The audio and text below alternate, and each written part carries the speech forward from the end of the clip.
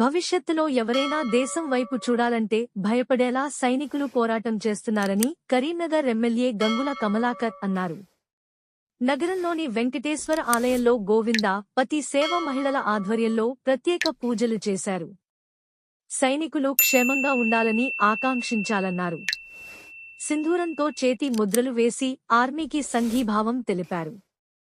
భారతదేశ ప్రజలందరూ ఆర్మీకి అండగా ఉండాలన్నారు.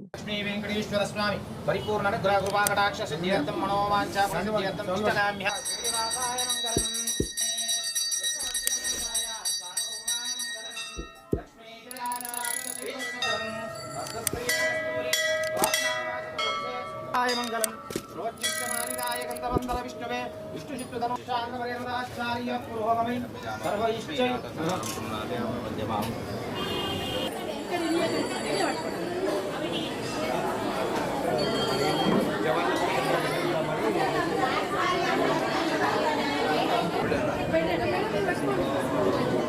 ఒకసారి స్లోగా భారత్ మాతా కీ జై, భారత్ మాతా కీ జై, జై, భారత్ మాతా కీ జై, జై కిసాన్, జై జవాన్, జై కిసాన్, జై మాతా కీ జై, భారత్ మాతా కీ జై, జై జవాన్, జై కిసాన్, జై జవాన్, జై కిసాన్, జై జవాన్, జై కిసాన్, భారత్ మాతా కీ జై, భారత్ మాతా కీ జై, జై జవాన్, జై కిసాన్, జై జవాన్, జై కిసాన్, జై జవాన్, జై కిసాన్, భారత్ మాతా కీ జై, భారత్ మాతా జై జవాన్, జై కిసాన్, జై జవాన్, జై కిసాన్, बोलो भारत माता की जय, जय जवान, जय किसान, जय जवान, जय किसान,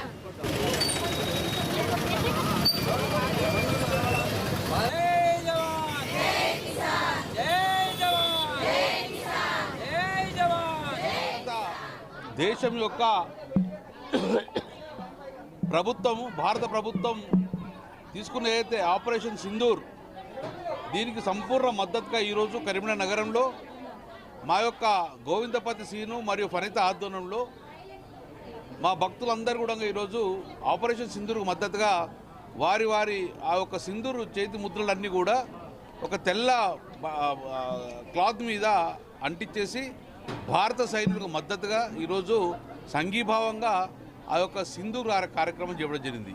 అంటే ఈరోజు ఈ యొక్క మహిళా సోదరులందరూ కూడా ప్రభుత్వానికి మద్దతుగా భారత సైనికులకు మద్దతుగా మా వంతు కూడా డెఫినెట్గా మా ఆశీర్వాదాల్లో మీకు ఉంటాయి కాబట్టి ముందుకెళ్ళండి అని చెప్పి సంఘీభావంగా ఈరోజు సింధూర్ కార్యక్రమం తీసుకొని చేతి ముద్దలతోటి ఒక క్లాత్ను భారత సైనికులకు పంపే కార్యక్రమాన్ని ఈరోజు తీసుకొని ఈరోజు భారత ప్రభుత్వానికి మోదీ ప్రభుత్వానికి సంపూర్ణంగా భారతదేశ ప్రజలందరూ సంపూర్ణంగా మద్దతు పలుకుతున్నారు.